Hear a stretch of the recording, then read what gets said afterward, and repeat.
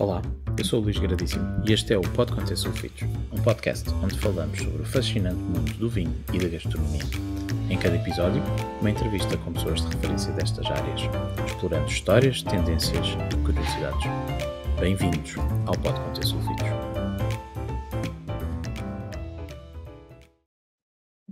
Olá, bem-vindos a mais um episódio do Pode Conter Sulfitos, um espaço dedicado à gastronomia e ao vinho. Hoje a temática será vinho. Aqui há uns dias estava eu a fazer uma prova vertical, uma mini vertical, de um vinho chileno, de um ícone chileno, que já tive a oportunidade também de partilhar aqui na página, foi o Alma Viva. Entrei um pouco em cima da hora, é verdade, a prova estava marcada às 10h30 da manhã e eu cheguei às 10h35 e surpresa minha quando o orador começou a falar em português. O nosso convidado, o meu convidado de hoje é o Manuel Lousada, que é o responsável pela enologia deste vinho icónico que é o Alma Viva, feito no Chile, de onde ele nos está agora a falar. Manuel, muito bem-vindo e obrigado por ter aceito o convite. Foi um prazer. Igualmente, gostei muito de o conhecer e fiquei, eu até acho que tive a oportunidade de lhe dizer isto, senti um certo orgulho em ver um português a liderar um projeto que é icónico, apela um pouco à alma, ao coração luso, dizer, epá, bolas, afinal temos mesmo pessoas boas um pouco pelo mundo inteiro e de facto o Manuel anda a dar cartas, salvo seja, no mundo da enologia, até porque já trabalhou em vários países e nomes também bem sonantes. Já lá iremos. Eu queria lhe pedir, Manuel, se nos podia fazer aqui uma introdução à sua carreira, como é que entra no mundo do vinho, no mundo da enologia, e se nos pode fazer aqui um resumo deste seu percurso. Muito obrigado, Luís. Da minha parte, quer dizer, pela idade, já pelos cabelos brancos, já se pode notar que já andei por alguns sítios, portanto, já alguma experiência já temos. E, efetivamente, pronto, a minha entrada no mundo do vinho, ainda hoje em dia, ainda é o ponto de referência, digamos assim, ainda são os momentos que ainda me fazem encher de energia para o resto do ano. Estou muito perto da parte da vinificação. E tudo isto vem do meu começo. Portanto, na altura, pronto, eu sou de uma família da Bairrada, nasci em Coimbra, sou de uma família da Bairrada que residia na Mielhada e que tem umas caves na Mielhada, portanto, as caves Messias, e o meu avô, o Sr. Adelino José Dias Vigário, que era uma pessoa com uma visão muito particular, desde pequenino fez-me duas coisas. Uma foi aproximar-me da adega, sobretudo na época da vindima, portanto, ainda hoje em dia, quando eu sinto o cheiro das uvas, quando começo a andar na vinha, começo a sentir o cheiro das uvas que foram recentemente colheitas, quando eu sinto o cheiro da fermentação, ainda hoje em dia fico com a pele de galinha, portanto, ainda fico com essa sensação assim emocionante à flor de pele. É mesmo memória de infância. Exatamente. E a segunda foi, que é também outro momento que eu acho que é espetacular, portanto, eu sou modesto no sentido da parte, digamos assim, da enologia, como uma arte, mas penso que, não sei se consideraria uma arte, mas para mim é um dos exercícios criativos mais fantásticos que há.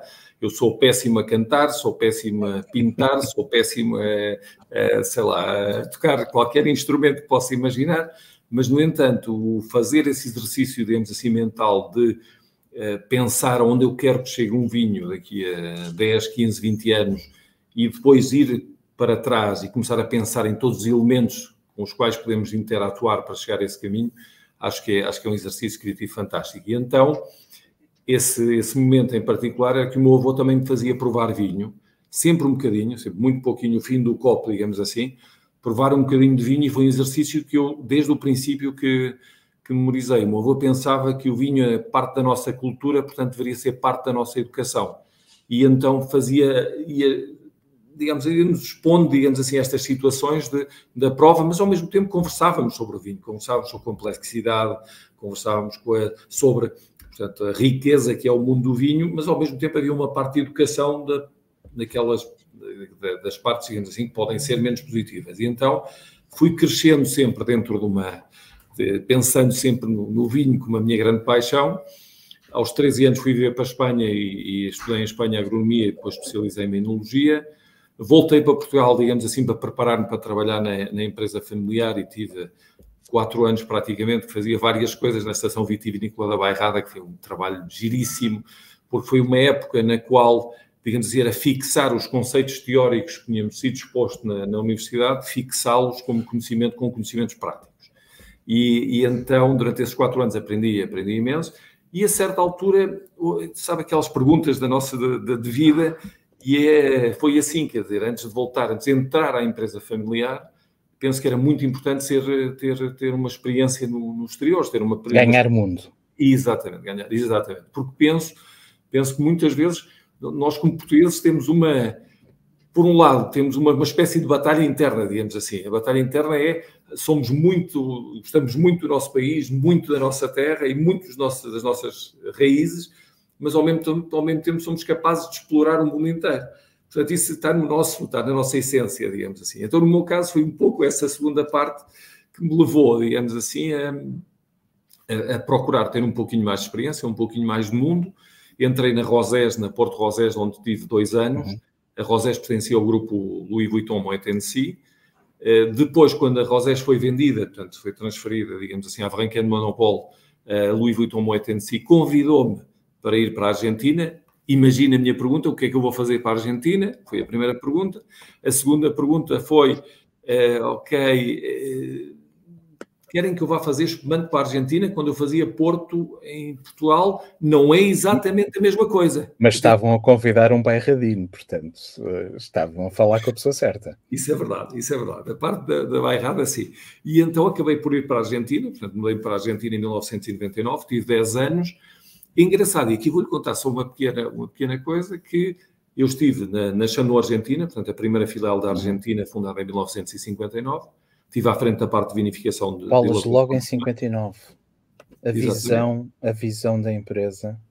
Foi muitos anos antes da explosão daquilo que ficou conhecido pelo Novo Mundo, muito antes já eles estavam a estar lá.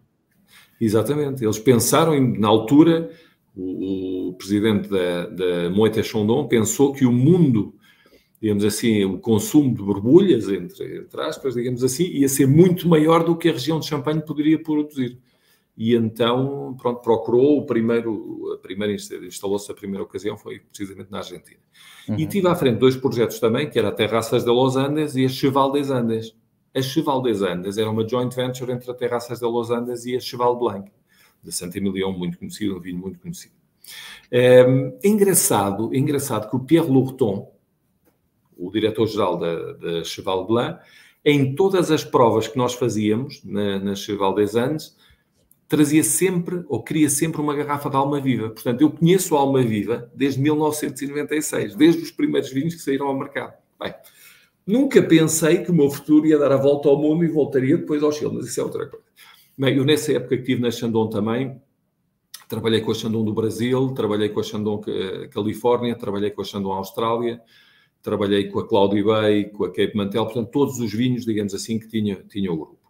E depois de 10 anos, em 2008, o grupo comprou a Numancia, em Espanha, a Numancia, que foi portanto, o Termancia 2004 foi um dos primeiros 5 vinhos de Espanha que teve 100 pontos pelo Robert Parker. E quando compraram, disseram, Manuel, não queres ir para a Espanha? Nem tive tempo de tomar a decisão, quer dizer, quando eu contei a história à minha mulher, ela já estava na porta com as malas preparadas para regressar. A minha mulher é espanhola, portanto, eu também parte desse desafio, digamos assim, português. Essa foi fácil de resolver. Essa foi facílima de resolver, mas, quer dizer, eu estava referindo-me à minha mulher é espanhola, e nós dizemos em Portugal de Espanha nem bom vento, nem bom casamento, mas já vão quase 30 anos. Portanto, imagino que a coisa não foi tão mal. Enfim, e então voltámos para a Espanha. Quer dizer, foi um projeto espetacular. A Numancia, Tinta de Toro, trabalhar com uma variedade, passar outra vez dos espumantes para uma variedade com uma potência, com uma intensidade e ao mesmo tempo procurar elegância foi um desafio fantástico. Passado um tempo, decidi também explorar outro caminho, queria estar metido num projeto mais internacional. E então entrei para um grupo que se chama Tenuta del Mundo, que tem na Argentina a Chaval Ferrer, que tem a Pago de Arinzano em Espanha, que está em Navarra, mesmo ao pé da Rioja, que tem um Chardonnay e um Merlot, que são maravilhosos. E também eu estava no Conselho de Administração da Tenuta Toscana, junto com a família Frescobaldi, são os proprietários da Maceta, Ornellaia, Luce de la Vita e Castelgiacomo. Exatamente.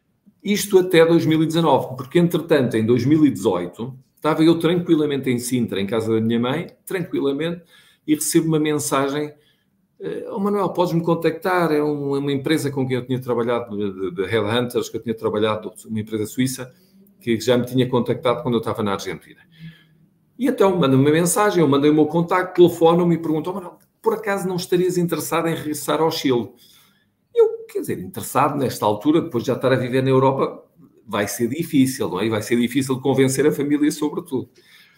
E eu disse: vais ter que me dar mais uns elementos, porque senão a resposta possivelmente seja não. É já não. E então eles disseram: olha, era para estar à frente da Almaviva. E eu disse: olha, isso é como um sonho feito realidade, não é? Eu já conheço a Almaviva desde 1996, penso que é um desafio espetacular. E eu disse: por que não? E já lá vão 5 anos. É uma espécie de cadeira de sonho, não é, que surge. É muito bonito, sabe porquê, Luísa? Uma das grandes virtudes, digamos assim, deste desafio é uma empresa que pertence a 2 produtores históricos do mundo do vinho. Portanto, a Baron Philippe de Rothschild, mais conhecida talvez pelo Grand Vin, que é o Mouton Rothschild, produtora do Mouton Rothschild, foi fundada em 1853. A Concha y Toro foi fundada em 1883. Portanto, com mais de 300 anos às costas, as 2 empresas juntaram-se para criar este encontro, digamos assim, entre condições excepcionais para o Cabernet Sauvignon que nós temos aqui no Chile, com a visão, e esta é a parte importante, a visão da forma de vinificação, de estilo de vinho da Mouton Rothschild, que ao fim e ao cabo traz essa procura de elegância, essa procura da complexidade de uma forma muito particular. A escola francesa de Bordeaux junta-se à escola chilena do conhecimento do território, do terroir. Exatamente. E, portanto, para se juntarem, criarem um vinho icónico e de referência. E rapidamente conseguiram, pelo menos é essa a história que se conta. Mas como é que é o dia-a-dia de gerir uma empresa como esta? A empresa, a parte da enologia, como é que é ser responsável por estes vinhos? É um sonho, não tenho, é difícil de explicar de outra forma, porque ao fim e ao cabo, pronto, a nossa atividade de alguma forma é cíclica, não é assim? Portanto, nesta altura, estamos já a ver a vinha começar a crescer, portanto, já tem 40 centímetros, já se começa a pensar no próximo desafio, que é a vindima que está a chegar, que daqui a pouco, portanto, vamos passando por aqueles momentos, já sabe, de perguntas, de incertezas, digamos assim, que é se há uma geada agora, se há se o tempo é bom, se a formação digamos, dos cachos fica nas melhores condições, se a evolução é perfeita para chegar à perfeita maturação, digamos assim. É o acompanhamento da vinha. Eu penso, o conceito de separar a vinha da vinificação, para mim, não tem o mais mínimo sentido. Portanto, é só uma continuação, digamos assim. O que nós fazemos na vinha vai acabar depois dentro da garrafa, com o apropriado e com a visão, digamos assim, desde o ponto de vista técnico. E então, depois daqui a 3 meses ou daqui a 2 meses, começaremos já a preparar a vindima. A vindima vai passar, como todas as vindimas na minha vida, eu já cheguei a fazer 2 vindimas por ano, portanto, uma no hemisfério norte e outra no hemisfério sul, e são 30 dias, são 60 dias, não importa, passam como se fosse um avião de Mach 3, digamos assim, a toda a velocidade.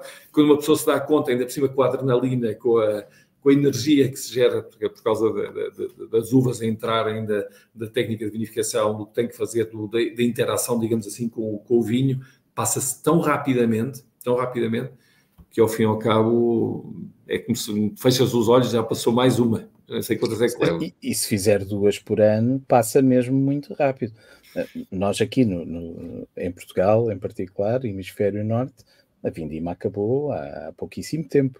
Portanto, vocês agora estão a iniciar o ciclo da preparação. Por isso, se tivermos 2 hemisférios, é quase consecutivo. É sair de uma, descansar um bocadinho e começar a outra. A preparar. Não, mas agora tenho só uma, agora com uma é suficiente. Eu penso que já com a idade gosto mais de desfrutar, digamos assim, o caminho de só uma, porque depois acaba a fermentação alcoólica. Portanto, a fermentação alcoólica, depois acaba a maceração. Depois é a fermentação mallática. Depois nós começamos a trabalhar praticamente 1 mês e meio, 2 meses depois do fim da fermentação mallática, já começamos a trabalhar no assemblage. Portanto, é uma escola francesa que é mais de um investimento do assemblage todo em conjunto. Trabalhamos o assemblage, agora estamos na execução já para pôr diretamente nas barricas. Portanto, não acaba nunca, quer dizer, isto é maravilhoso. E depois é a prova para ver se o vinho precisa respirar ou não precisa respirar, se é preciso transfegar, se não... É o trabalho fantástico do dia a dia, não tenho dúvida nenhuma. Como é que costuma apresentar o Almaviva? O que é que nos pode contar deste vinho? O Almaviva tem 2 coisas que são fantásticas. Desde o ponto de vista, digamos assim, do vinho em si, é esse encontro entre 2 mundos extraordinários. Portanto, por um lado, temos a força da natureza do Chile. O Chile não é tão diferente de Portugal, é só se agarrássemos Portugal e esticássemos um bocadinho, só mais nada. O que é que eu quero dizer com isto? Portugal tem 200 ou 250 quilómetros entre a costa e a fronteira com a Espanha. Aqui, a média são 150. Mas depois nós temos 500 quilómetros, 600 quilómetros, não me lembro exatamente, entre o norte e o sul. Aqui são 6.000, portanto é um bocadinho mais prolongado. O que é que acontece? Que tem um efeito, e tal como em Portugal, portanto, todas as zonas da costa, em função da topografia, digamos assim, perto da região costeira, vão ter entradas ou não de diferentes ventos que vêm com a influência, digamos assim, neste caso da corrente Humboldt, que é uma corrente muito fria, tanto desde o ponto de vista do mar, como desde o ponto de vista da brisa que vem do mar.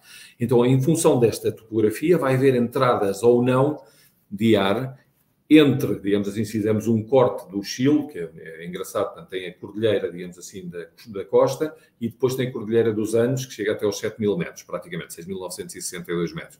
Então, é nesse interior, nesses vales do interior, onde, efetivamente, há uma expressão diferente em função do sítio onde nós estamos. Nós temos umas condições perfeitas para o Cabernet Sauvignon, nesta zona do Valle del Maipo, na parte alta do Valle del Maipo. Então, é o encontro dessa expressão natural do Cabernet Sauvignon do Valle del Maipo. Atenção, o Almaviva não é um vinho só de uma variedade. É Cabernet Sauvignon, tem Carmenère, tem Cabernet Franc, Petit Verdot, e há alguns anos atrás tinha Merlot, embora hoje em dia trabalhamos muito menos com o Merlot. Mas então, essa essência, essa estrutura, esse esqueleto, entre aspas, do Cabernet Sauvignon, que é fantástico, mas depois com uma interpretação que é muito particular, que era o que estava a comentar da escola francesa, que é a procura da elegância, a procura da complexidade. Vai-me permitir uma pequena discussão um bocadinho filosófica daquilo que eu considero, digamos assim, os vinhos do velho mundo e os vinhos do novo mundo, não é? Para mim, são um equilíbrio entre a expressão de um terroir e a impressão do enólogo, não é? O que é que eu quero dizer com isto? Um terroir, muitas vezes, nos vinhos, de alguns vinhos, esse equilíbrio procura-se tanto, é tal a impressão do enólogo, é tão forte a impressão do enólogo, que, de alguma forma, e isto acontece, por exemplo, nos vinhos do Novo Mundo, na Nova Zelândia, com o caso do Sauvignon Blanc, que o que procura é pôr em evidência a expressão desse terroir. Portanto, o enólogo quer levantar ao máximo a expressão do terroir. Enquanto que no outro lado, em alguns casos, digamos assim, no velho mundo e alguns países, por exemplo, o caso da Rioja é um caso muito interessante, a impressão do enólogo é tão forte, mas para marcar a sua própria impressão. E então está desequilibrado, digamos assim, este equilíbrio natural de expressão. A modo de resumo, um Rioja, por exemplo, com 7 anos de envelhecimento em madeira, a impressão do enólogo está muito mais marcada que a expressão do terroir.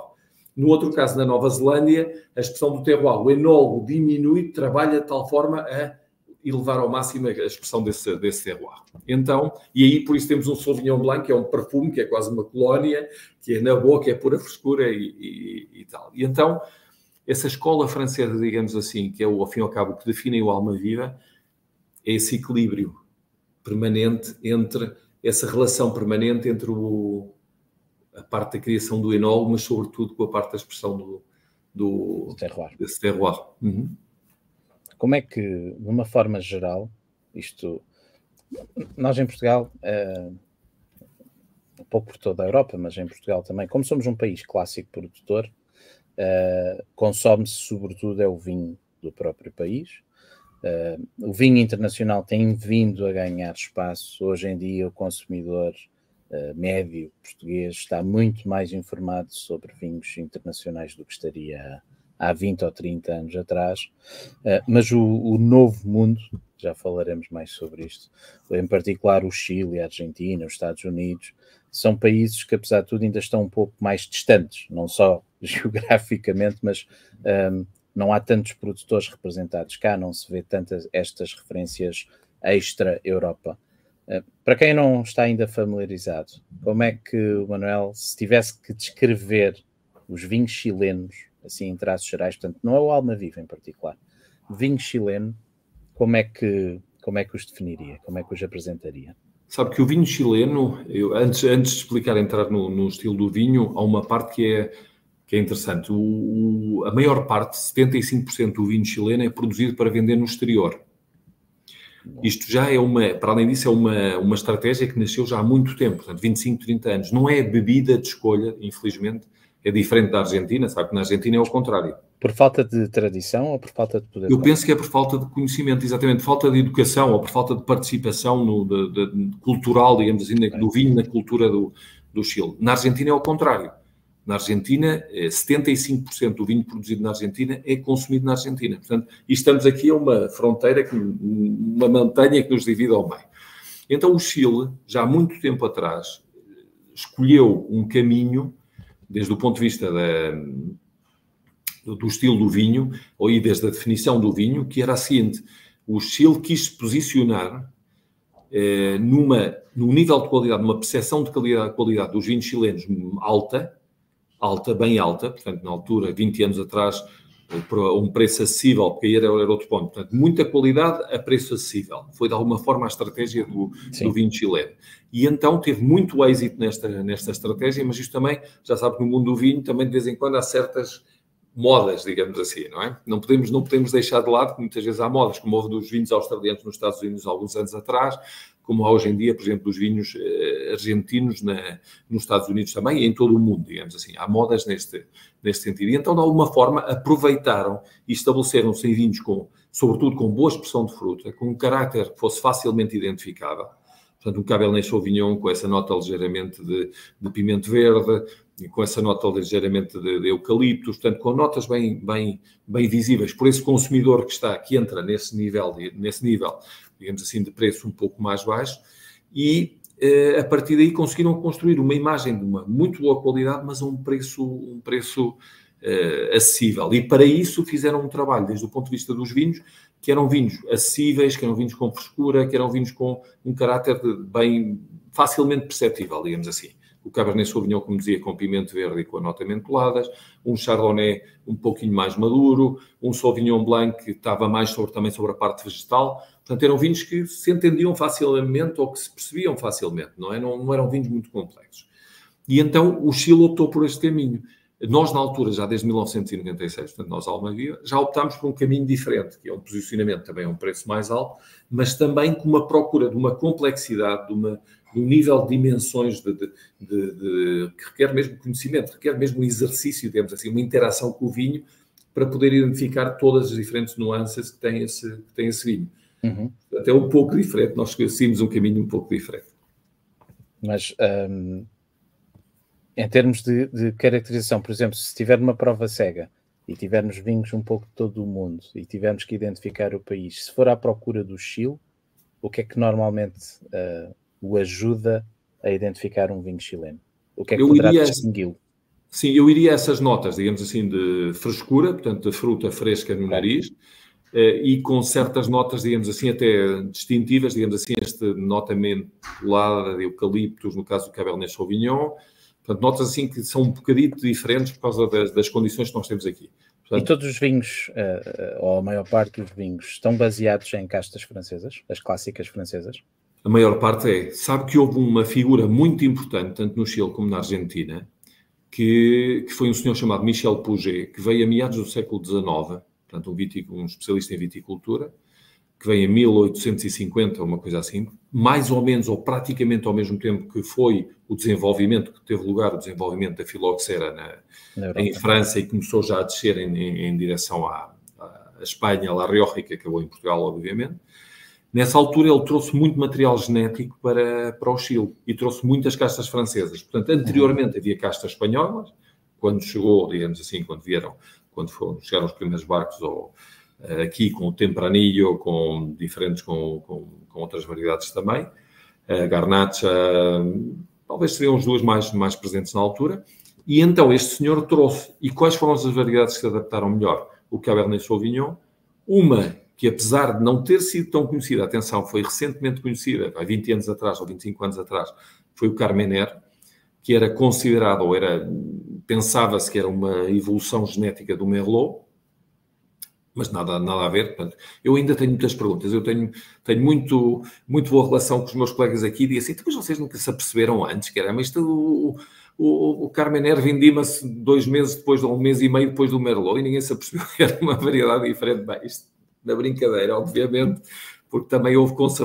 uma parte de vontade, digamos assim, de deixar também, sem levantar o tapete para ver o que é que acontecia.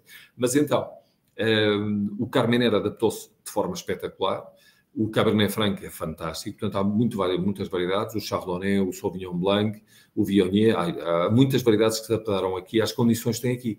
O Chile, ao ser tão comprido, digamos assim, tem o seu lugar para cada uma destas variedades e muitas vezes não é aqui ao lado, não é? São 500 km ao sul, ou são 800 km ao sul, ou são 1000 km ou 2000 km a norte. Por causa desta entrada que eu lhe dizia, por causa da influência da topografia, digamos assim, da zona costeira, digamos assim, nas características climáticas de cada uma dos diferentes terroirs. Vê o Chile mais como um país de tintos ou de brancos? Pergunta difícil. Hoje em dia, se olharmos para a superfície de plantação, é muito maior a superfície de tintos que de brancos. Os brancos são fantásticos no Chile, sem dúvida nenhuma. E os tintos também são muito bons. Não posso queixar, porque senão me queixo. Imagina, tenho a minha equipa a pedir-me, então estás a dizer que são melhores brancos, então vamos fazer brancos? Não.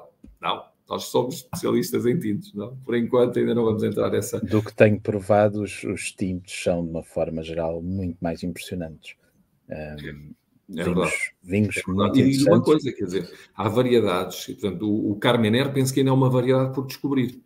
O Carmener continua a ser feito de uma forma clássica, com uma vinificação clássica, e eu penso que há ideias tão divertidas, como está a acontecer, por exemplo, o Malbec, de ir a zonas mais altas e forma de vinificação com engaço, sem engaço, com caixa inteiro, sem caixa inteiro, com open fermenters ou com depósitos de fermentação. Em lagar ou em depósitos, sim.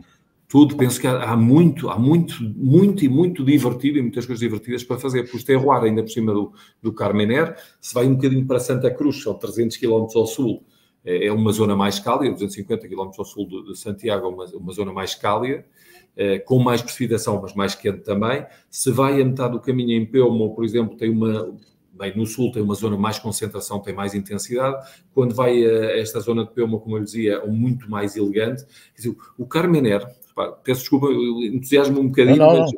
Eu estou a adorar. Aliás, eu ia lhe perguntar se achava que o Carmener poderia ser a casta de assinatura do país e está-me a responder à pergunta sem eu a ter feito. Eu acho que é um bom... Tem muito para crescer, e muito divertido o Carmener para aprender. Repare, nesta fase, portanto, nós estamos a falar de Pelmo, nesta zona que está a 100 km aproximadamente ao sul de Santiago. Quando prova o Carmener, quando está verde, é um pimento verde insuportável. A quantidade de pirazinas que tem esta variedade é muito, muito intensa. Quando se aproxima ao momento já de vindima, portanto, já é uma janela de 5 dias, 5, 7 dias mais ou menos, não sei se lhe aconteceu alguma vez, quando corta uma melancia, essa sensação, portanto, ao pôr a faca, a primeira parte que é ligeiramente vegetal, que vem da parte de fora da melancia, e depois, quando corta ao centro, vem o cheiro a fruta vermelha, a melancia propriamente dita, que vem essa parte, com uma explosão de fruta. Bem, nesse momento, ou ligeiramente mais maduro, porque depois também passa um caráter um bocadinho mais pesado, digamos assim, que talvez é uma fruta mais quase não diria marmelada, mas uma coisa assim mais passada. Nesse momento, essa frescura que tem é incrível. E mantém tem uns taninos, tem uma quantidade de taninos alta, portanto, tem uma quantidade de antocianinas alta, tem uma quantidade de taninos alta, mas tem uma textura na boca que é fantástica, fantástica. E com muito boa acidez. Portanto, é uma variedade, eu penso que ainda temos muito por aprender, ou muito por desenvolver o Carmener. O Pinot Noir também está a crescer muito aqui no Chile, porque tem zonas fantásticas, e há outras variedades também. Voltando ao Carmener, então, essa combinação do Carmener com o Cabernet Sauvignon, com o Cabernet Franc e com o Petit Verdot é o que provou, é o que nós provamos. É o alma viva. É o alma viva. Aparentemente parece, em primeira instância, parece um pouco redundante ter o Cabernet e o Carmener lado a lado, não é? No mesmo lote, porque são duas castas que dão corpo, que têm tanino, que têm acidez. Aliás, muitas vezes até têm uma gama aromática parecida com a questão das pirazinas e por aí fora, mas depois o lote enriquece-o. Há sempre nuances que se vai buscar a uma e a outra e enriquece o conjunto. Essa é a beleza do blend. Exatamente. Aqui estamos, curiosamente, no Novo Mundo a falar de blends e não de vinhos monocasta. Mas não quero ir já por aí.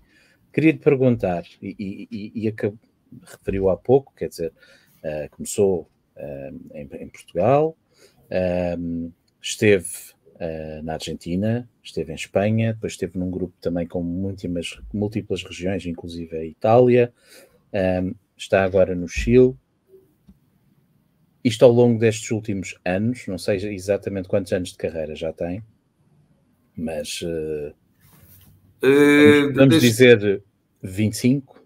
25? Não, deixa cá fazer as contas. Quem me dera ter 25. Já vão mais de 30. São 30 e poucos, é? É porque eu comecei cedo. Eu comecei com 22, 23 anos a fazer as primeiras vindimas e tenho fiz 55 há 2 semanas atrás. Então vamos arredondar para 30.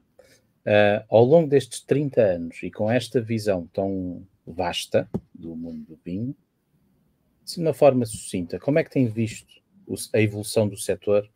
O que é que nota que mais mudou ao longo destas 3 décadas pelo mundo fora? Há muitos pontos onde podemos entrar, por exemplo, desde o ponto de vista do estilo do vinho, por exemplo, ou de uma forma geral, falando sobre o estilo do vinho, eu sempre pensei que o vinho às vezes é um bocadinho um pêndulo, digamos assim, não é? Às vezes vai de um extremo ao outro e acho que ainda estamos, e às vezes vamos voltar às modas, é? Vamos voltar. Não, repara, eu dou-lhe um exemplo claríssimo. Na altura, quando eu comecei a fazer vinho, e no outro dia tive a sorte, aqui entre nós, de provar um Bataillé de 1995, um Pauillac, acho eu. E então provei e disse, aqui estava marcada a moda, digamos assim, da maturação um bocadinho mais avançada, da madeira um bocadinho mais de torrada, digamos assim, um bocadinho mais notas de café, notas de chocolate, etc. Depois daí passámos quase ao outro extremo, quer dizer, fomos para o outro lado, no qual se procurava quase não ter madeira. Portanto, deixámos a madeira e estamos à procura, digamos assim, de notas mais de fruta. Da expressão da fruta e não tanto exatamente, da expressão da fruta e expressão do terroir. Eu penso que o que Bordeaux fez durante muito tempo e de alguma forma também zonas, eu falo de Bordeaux pela experiência, digamos assim, e sobretudo nos últimos anos, mas também outras zonas em diferentes partes, é encontrar esse equilíbrio, quer dizer, esse equilíbrio permanente entre a expressão da fruta, a expressão do terroir e a interação com os outros elementos que nós temos, digamos assim, para utilizar durante a vinificação. Ao fim e ao cabo, o que eu acho que o vinho, a essência do vinho, tem que ser, e atenção, isto é importante, nós no Alma Viva, portanto, é uma das grandes linhas de trabalho que nós fazemos, é que o vinho é uma expressão do ano, não só, logicamente, do terroir, logicamente, das condições de cada ano, e de alguma forma tem que haver diferenças. Portanto, nos grandes vinhos não é difícil falar do estilo de vinho, digamos assim, mas sim de expressões perfeitamente definidas por condições macro, desde o ponto de vista climático, ou por condições micro, nas zonas, sobretudo, como pode ser o caso do Chile, que é uma zona extremamente seca, mas de alguma forma é essa expressão individual que de alguma forma está bem marcada pelo terroir de onde vem e ao mesmo tempo com essa expressão que nós temos, esse equilíbrio com a expressão do enólogo, digamos assim, de procurar diferentes elementos que vão dar uma complexidade, que vão dar uma elegância, que vão acabar de integrar todos os elementos. Eu dou-lhe um exemplo que eu acho engraçado às vezes quando me perguntam sobre a utilização da madeira ou a utilização da madeira. Nós provamos, nós fazemos de 65 hectares que nós temos, nós fazemos 75 lotes diferentes. Portanto, de 65 hectares fazemos 75 lotes diferentes. Quando fazemos a prova, portanto, é mais ou menos uma semana, provamos à volta de 100 e... Portanto, provamos todos os vinhos várias vezes, não é só uma. Provamos todos os vinhos várias vezes e provamos até 160, 180 vinhos para onde já começamos a fazer os reassemblagens, os assemblagens, etc. E às vezes 1% de Petit Verdot, que é uma variedade que é difícil encontrar uma expressão sozinha, digamos assim, que seja totalmente, ou que não há muitos enólogos a fazerem uma expressão do Petit Verdot. No entanto, esse 1% de Petit Verdot pode marcar completamente, de forma impressionante, o assemblage. Quer dizer, tira e prova ao lado e diz, não, isto há elementos que não estão integrados. Põe o Petit Verdot, integra os elementos. Portanto, essa estrutura do Cabernet Sauvignon que estava a fazer antes, com a estrutura do Carmenère, que de alguma forma vai redondear. Mas sempre há um elemento, falta um alfinete, digamos assim. Uns buraquinhos por preencher. Exatamente. Portanto, o que nos acontece com o caso da presença da madeira ou não, eu penso que a madeira também é a utilização da madeira também é um desses elementos que acaba por, ou desses alfinetes, digamos assim, que acaba por assegurar, digamos assim, a integração completa. Portanto, desde o ponto de vista, digamos assim, dos vinhos, efetivamente esses pêndulos vão flutuando bastante e depois passa-se de vinhos com muita fruta a vinhos com um pouquinho mais de complexidade ou com um bocadinho dessas notas que dão mais nuances, digamos assim. Eu penso que isso é interessante. Isso eu vivi, as modas de 4 ou 5 modas, a presença de vinhos australianos, a presença de vinhos argentinos agora, a moda do Malbec, etc. E nós também temos que encontrar, tanto em Portugal como aqui no Chile, temos que encontrar o nosso caminho também. Temos vinhos moda dos vinhos com madeira, a moda dos vinhos alcoólicos. Sim, repare, eu aí sou com a parte da madeira. A moda da acidez, a moda dos naturais. Eu falo sempre, eu acho, talvez seja a escola de Bordeaux, mas eu falo do vinho, um vinho. E o vinho é um equilíbrio entre diferentes elementos. Portanto, sempre gosto de acabar por falar, gostei do vinho ou não gostei do vinho, gostei daquilo que fiz ou não gostei daquilo que fiz. Se a acidez é mais alta ou mais baixa, a acidez dá frescura, está integrada ou não está integrada. Se o álcool, pelas condições, digamos assim, de clima, for um pouco mais elevado, se ele está bem integrado ou não, ou se produz uma sensação um pouco, digamos assim, queimar um bocadinho até ao fim da boca. Portanto, são todos esses elementos, a mim custa-me, no momento em que estou a fazer o vinho, individualizo todos e cada um deles. No momento em que estou a beber o vinho, para mim é só um elemento, nos qual está tudo integrado. Não sei se me explico bem ou não, mas claro que sim, é todo um conjunto, não é? É a soma de todas as pequenas partes que dão uma sensação global. Exatamente. E, de facto, um grande vinho faz sempre de equilíbrios, não de excessos ou de desequilíbrios de extremos. Mas, de facto, foram algumas modas. Mas, só para encerrar este capítulo desta evolução do setor nas últimas 3 décadas, para além das modas, o que é que se sente que está mesmo muito diferente, comparando com há 30 anos atrás? Eu penso que hoje temos uma diversidade fantástica. Penso que é uma das coisas mais importantes. E o nível de qualidade médio, digamos assim, médio-alto, é fantástico também. Na altura, 20 anos atrás, 30 anos atrás, eu falava na altura, já começava a falar, que havia uma diferença entre potencial de envelhecimento e necessidade de envelhecimento. Uhum. Eu penso que hoje em dia o consumidor tem menos paciência do que nós tínhamos à altura. Portanto, deixar umas caixas em casa para guardar e para beber depois hoje em dia é mais difícil. Hoje em dia já custa muito, e então hoje em dia o grande desafio dos enólogos, penso eu, e isto reflete-se perfeitamente nos vinhos que nós podemos consumir hoje, o grande desafio que nós temos é fazer um grande vinho hoje, que será um vinho excepcional amanhã. Isto para mim é uma dor de cabeça. A reflexão permanente é isso mesmo, porque o consumidor, ao não estar hoje, não ser tão paciente hoje para guardar os seus vinhos na adega, embora a capacidade de envelhecimento, aqueles que têm a possibilidade de deixar o vinho envelhecer em garrafa, e nós vemos depois o resultado quando fazemos verticais, digamos assim, vemos o resultado do nosso trabalho, o fruto do nosso trabalho, mas de alguma forma o vinho tem que ser apreciado, tem que poder ser apreciado numa fase mais jovem e ao mesmo tempo tem que ter o potencial para ir ganhando, digamos assim, diferentes nuances à medida que vai passando o tempo. Sim, isto porque o vinho que é feito para ter longevidade normalmente não está pronto a ser bebido, ou não estará no seu auge. Ainda faz sentido, isto na sua ótica, ainda faz sentido falarmos de novo mundo e velho mundo? Ou é uma questão já ultrapassada? Eu penso, quer dizer, ainda há vinhos que refletem, digamos assim, claramente o novo mundo. O novo mundo em que sentido? Nesse equilíbrio que eu falava, digamos assim, entre a expressão do terroir e a impressão do enólogo, ainda há vinhos que são quase, não sei se a palavra é exagerada ou não, mas quase bombas de fruta, que era um bocadinho, digamos assim, uma expressão que nós utilizávamos às vezes para falar dos vinhos do... Foi a grande revolução do novo mundo, não é? Foi trazer esses vinhos com essa expressão primária que habitualmente não havia tanto no velho mundo, na Europa. Exatamente, com certeza. E então, penso que no novo mundo houve portanto, e para além disso, outra coisa que era importante, havia uma espécie de vontade de homogeneização, digamos assim, não é? Procurava-se que o vinho fosse homogéneo, não houvesse tantas diferenças, como eu estava a contar antes, entre as diferentes colheitas.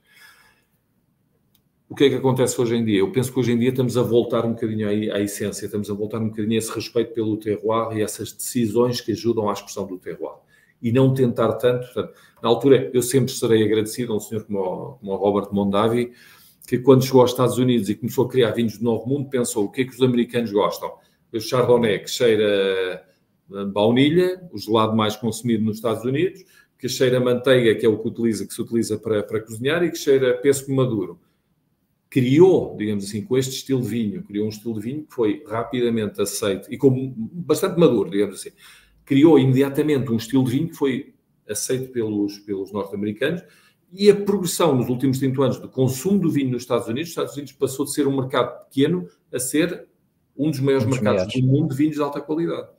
O mesmo aconteceu com o Cabernet Sauvignon, que era pimento verde com baunilha e talvez a manteiga, não sei, talvez outro elemento, mas eram dois elementos que eram facilmente entendíveis. O que levou também foi a porta de entrada, por isso é que eu nesse aspecto sou bastante flexível e gosto muito de conversar sobre isso, das portas de entradas que nós podemos fazer para trazer consumidores ao mundo do vinho, que ainda por cima o vinho tem sofrido, os últimos anos tem sofrido ataques permanentes, mas pronto, isso depois podemos conversar um bocadinho mais à frente.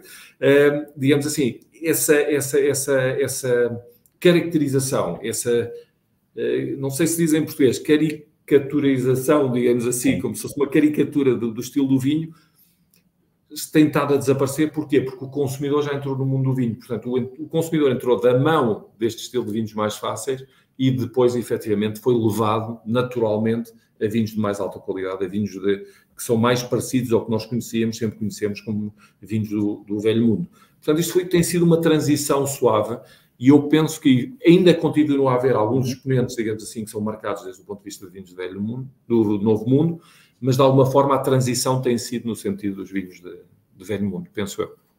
Então, se eu bem entendi, na sua ótica, portanto, o novo mundo está-se a tornar ele também um velho mundo. Com certeza, com certeza. A aprendizagem, isto é parte da aprendizagem também, Luís. Sabe que eu sempre digo a mesma coisa. Quando a mim me perguntam, Manuel, pronto, chegas a um projeto novo, quanto tempo é que esperas começar a ter um bocadinho de noção das mudanças que estás a fazer no vinho, no estilo do vinho, etc. 10 anos? 8 anos? 10 anos? Não, como é que podes dizer isso? Não, efetivamente pode haver um efeito, pequenos efeitos, mais próximo, mas entender o terroir, entender a expressão e poder interatuar de tal forma a transmitir a visão que nós temos, para além disso é uma aprendizagem. Atenção, isto não é chegar e ter a solução imediatamente, a receita e pôr em prática. Não, a aprendizagem... E nunca esquecer que só temos uma vindima por ano e, portanto, uma oportunidade de vinificação por ano. Ora, exatamente. E então, 8 anos são 8 experiências, não é? No fundo. Com certeza, também não é tanto. Se nós olharmos para a nossa vida, por isso é que eu digo, a minha vida tem passado, eu só espero chegar aos 150 para ainda ter mais umas quantas vendidas em cima. Falava há pouco dos ataques e de um momento mais difícil que o setor está a atravessar. Não posso deixar de perguntar quais são os principais desafios que acha que o setor do vinho tem pela frente, não só o vinho chileno, mas um pouco no geral. Há uma parte muito importante, que é a parte, digamos assim, das, não vou dizer leis, mas até as regras que foram impostas nos últimos anos e que de alguma forma foram limitando, exatamente, têm limitado, digamos assim, o consumo de vinho. Portanto, eu insisto muito, quando eu era miúdo, e fiz exatamente a mesma coisa aos meus filhos, há duas formas de educar. Há uma forma que é a proibição e há outra forma que é a educação, digamos assim. Eu penso que hoje em dia, desde o ponto de vista, diria, de governos centrais, etc., comunidade económica, tudo o que pode imaginar, está-se a encaminhar mais, digamos assim, está-se a orientar, sobretudo com o caso do vinho, mais a uma proibição, mais que uma educação, desde o ponto de vista do vinho. E se nós voltarmos, efetivamente, anos atrás, portanto, se voltarmos aos 80, com o famoso French Paradox, víamos, e era perfeitamente claro, que o consumo moderado de vinho tinha um efeito beneficioso para a saúde. E então eu penso que começámos a pôr tantas regras, a pôr tantos travões, digamos assim, ao consumo do vinho, e a transmitir uma imagem tão negativa que o consumidor entrou num círculo vicioso, digamos assim, de contra o vinho. E aqui vou ser um bocadinho maroto, digamos assim, que as mesmas, digamos, ou muitas destas regulamentações que estão a sair, vêm da mão de regulamentações com substâncias muito menos agradáveis e muito mais prejudiciais para a saúde. Portanto, nos Estados Unidos proíbe-se o consumo do vinho e não pode andar com uma garrafa de vinho na rua, tem que andar com um saco, digamos assim, a tapar a garrafa, mas ao lado está um senhor a fumar marihuana como se fosse tranquilamente, e é tranquilamente, porque hoje em dia há muitos estados... Pode ter a casa cheia de armas. Por exemplo, portanto, há várias coisas, há muitas coisas que podemos entrar. E então, digamos assim, o caso do vinho é muito importante fazer um lobby, entrar primeiro na Comunidade Económica Europeia, porque nós, ao fim e ao cabo, sempre fomos tradicionalmente consumidores de vinho, mas na educação, digamos assim, do consumo do vinho. O vinho é diferente do álcool, tem vários elementos que podem ajudar e que podem beneficiar, digamos assim, à saúde. Eu fiz estudos na altura, havia o French Paradox, eu estive na Argentina, quando estava na Argentina, fizemos um estudo sobre o impacto do consumo moderado de vinho, da variedade Malbec, nas úlceras de estômago, e tinha um resultado positivo. Portanto, isso era um especialista que fez estes estudos. E então, portanto, há uma parte que, digamos assim, tem que ser educada. Logicamente tem que ser educado também o consumo, tem que ser um consumo moderado. Sim, claro. E então, digamos assim, mas numa promoção de uma das grandes heranças que nós temos, de umas dos grandes elementos, como a gastronomia, que é a enologia que nós temos na nossa cultura, é voltar a recuperar um bocadinho essa educação. E depois, pronto, nos diferentes mercados, nos Estados Unidos a mesma coisa. Outro dia estava a conversar com um amigo meu que dizia, tinha uma vizinha que chegava todos os dias à sua casa, ou cada 2 dias mais ou menos, não era todos os dias, porque ela não bebia uma ou duas com 2 copos de vinho, e às vezes convidava para tomar também. Então chegava à sua casa com a sua garrafinha de vinho, servia e bebia a sua garrafinha, o seu copo de vinho e pronto, depois guardava para o dia seguinte. Agora está a abandonar isso e prefere estar sentado, é mais rápido, fuma a sua marihuana e pronto, e assim já está contente. Quer dizer, nós temos que retomar um bocadinho essas tradições que tínhamos. Na China a mesma coisa, divulgação do mundo do vinho. A China está a aumentar de forma bastante importante a produção de vinho também. Portanto, aproveitar essa moda não essa moda, esse conhecimento que nós temos do efeito positivo do vinho consumido de forma moderada na nossa saúde, e aproveitar e voltar a recuperar, a ganhar um bocadinho de posição no top of mind do consumidor. Em absoluto acordo. Aliás, eu registrei uma frase que ia deixar para o fim, mas faz todo o sentido agora, que o Manuel referiu, que era do seu avô, que já na altura, quando ouvi em primeira mão na prova que fizemos há uns dias, se faz parte da nossa cultura, deve fazer parte da nossa educação. E subscrevo integralmente. Eu também faço o mesmo. Na minha casa não se proíbe, mostra-se, educa-se, e acho que é essa a chave para o futuro. Não pôr medo, não criar bichinhos na cabeça, porque de facto é essa desinformação que está a criar aqui algum desconforto, algum mal-estar, alguma confusão até na mente dos consumidores. Mas pronto, esse não era aqui o tópico de hoje, mas ainda bem que falámos, é mais uma visão e mais uma pessoa também a mostrar essa crença e essa visão do setor e do momento. Uma coisa mais leve. Tem uma casta preferida? Ui, isso é difícil, é difícil. Repare, na minha vida muitas vezes tenho momentos nos quais houve castas que me marcaram de forma impressionante. Quer dizer,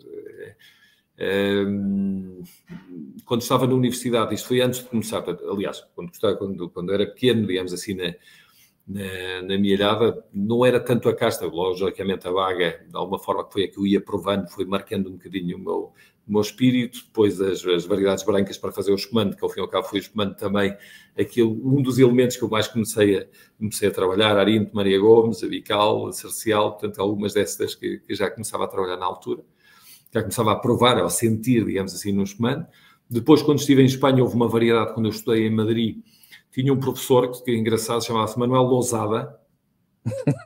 Chamava-se como eu, mas era L-O-S-A-D-A, Manuel Lousada.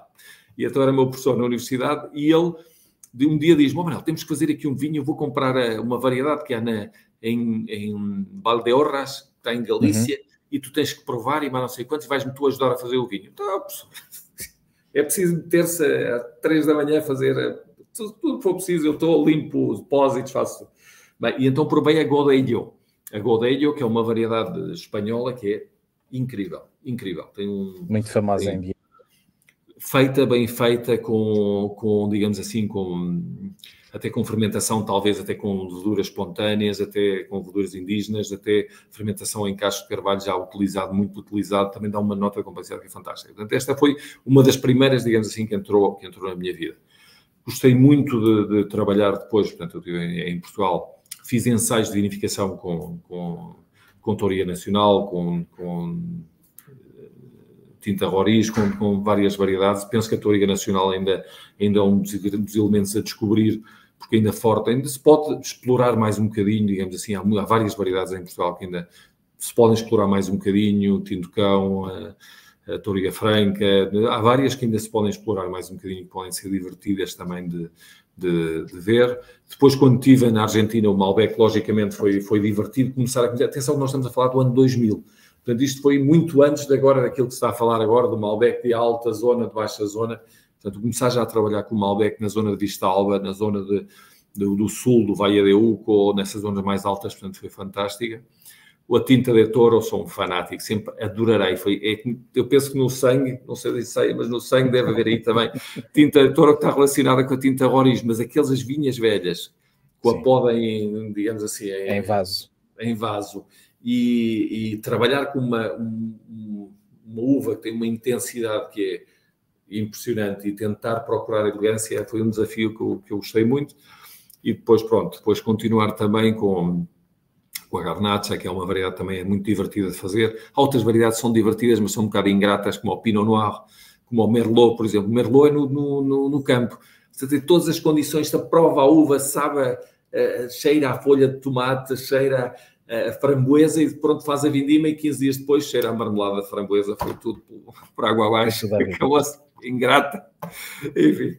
Bem, portanto, eu infelizmente tenho tido essa sorte de ter sido exposto a diferentes variedades e pronto, divirto-me muito. O que eu acho que é divertido é conhecer a variedade, interatuar com a variedade, mas estas marcaram-me especialmente, digamos assim. Qual é a região de vinhos na qual ainda gostaria de trabalhar antes de terminar a carreira?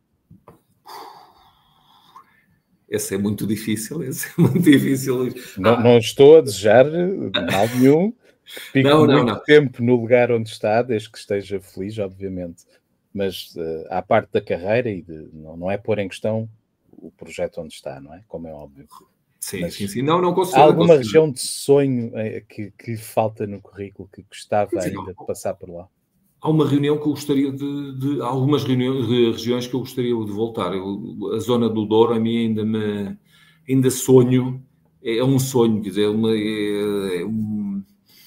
digamos assim, repare que caminhar ao lado do Douro e ver as montanhas e ver as vinhas nas condições em que estão é de se apaixonar. Mas isto é uma paixão para sempre, não é um namoro de 15 dias, não, isto é uma paixão para sempre. Eu sempre hei de recordar de forma espetacular ou de forma muito emocional, digamos assim, a zona do Douro. Depois gostaria também de Borgonha, é completamente diferente daquilo que eu fiz até hoje e, por que não? Seria um desafio. Seria um desafio interessante.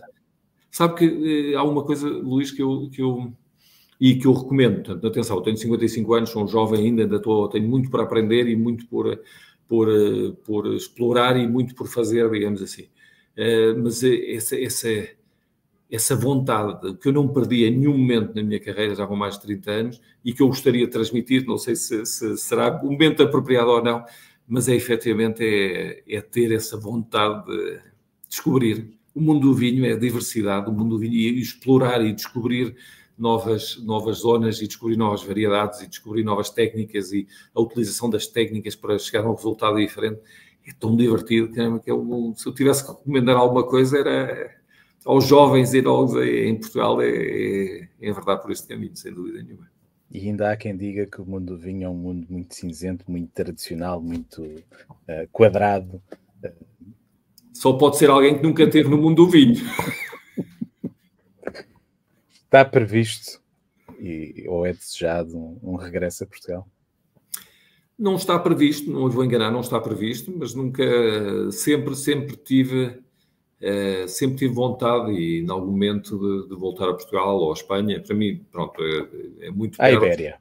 A Ibéria, sem dúvida nenhuma, sempre, quer dizer, para além disso, tenho 2 filhos que vivem em Madrid, portanto, o mais velho que já ficou, já está a trabalhar, já tem a vida dele, tem 26 anos, o segundo tem 24 anos, está a fazer o Master, também vai ter a sua vida resolvida. Agora temos a mais pequenina que quer estudar Medicina, tem 18 anos, faz 18 anos na próxima semana, a Maria, e quer estudar Medicina. Se ela ficar aqui no Chile, ainda vou ter que ficar aqui mais uns anos. Mas se não, a ideia era talvez no dia da manhã, para a especialização, até para a vida dela. Infelizmente, não tive nenhum filho dedicado ao mundo do vinho. Todos gostam, graças a Deus, todos gostam. E eu espero que tenham possibilidade de...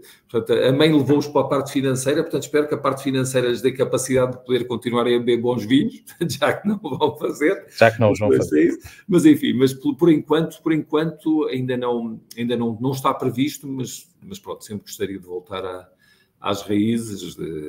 Voltar a casa. Voltar a casa, sim, com certeza. Manuel, para podermos terminar, gostava de lhe pedir, peço a todos os convidados, umas palavras finais, queira partilhar com quem nos está a ver ou a ouvir. Reparem, uma reflexão daquilo que conversámos durante todos os nossos momentos aqui de partilha, digamos assim, e é efetivamente, estamos num mundo maravilhoso, não tenho dúvida nenhuma, sou um apaixonado pelo mundo do vinho e penso que somos vários que estamos aqui. Está na nossa mão também poder transmitir essa paixão e poder transmitir essa vontade de descobrimento, essa vontade de desfrutar, essa vontade de acompanhar com a nossa cozinha maravilhosa que nós temos em Portugal e de alguma forma compartilhar este mundo para que se possa, seja uma porta de entrada também a mais consumidores, para mais consumidores e mais pessoas que possam desfrutar do mundo do vinho. E dentro da minha, digamos assim, da minha experiência, se houve uma palavra que eu gostei, foi quando me ofereceram ir para a Argentina e eu disse, são suficientemente ousados para me oferecer ir para a Argentina, eu sou suficientemente ousado para ir para a Argentina. Nisto do mundo do vinho, se há uma palavra que abre todas as portas, é ousadia. Muito bem. Eu vou agradecer, naturalmente. Foi um gosto, mais uma vez, estar consigo, falar sobre vinho. Eu teria pelo menos mais 2 horas que gostaria de ir colocando questões. É sempre muito grato falar com pessoas com uma visão já tão ampla deste mundo do vinho. De facto, é vasto e não só ousado, mas também curioso. Vou-me repetir, porque de facto foi uma das frases que mais me marcou. Se faz parte da nossa cultura, deve fazer parte da nossa educação. Não nos esqueçamos disto, não nos esqueçamos dos nossos valores, não nos esqueçamos da nossa cultura, não nos esqueçamos da nossa história e não deixemos cair algo que nos une há muito tempo. Manuel, muito obrigado por este momento. Que corra tudo bem. Espero vê-lo mais vezes no futuro. Seria um bom sinal. E a todos que viram ou ouviram, obrigado e até ao próximo episódio. Muito obrigado.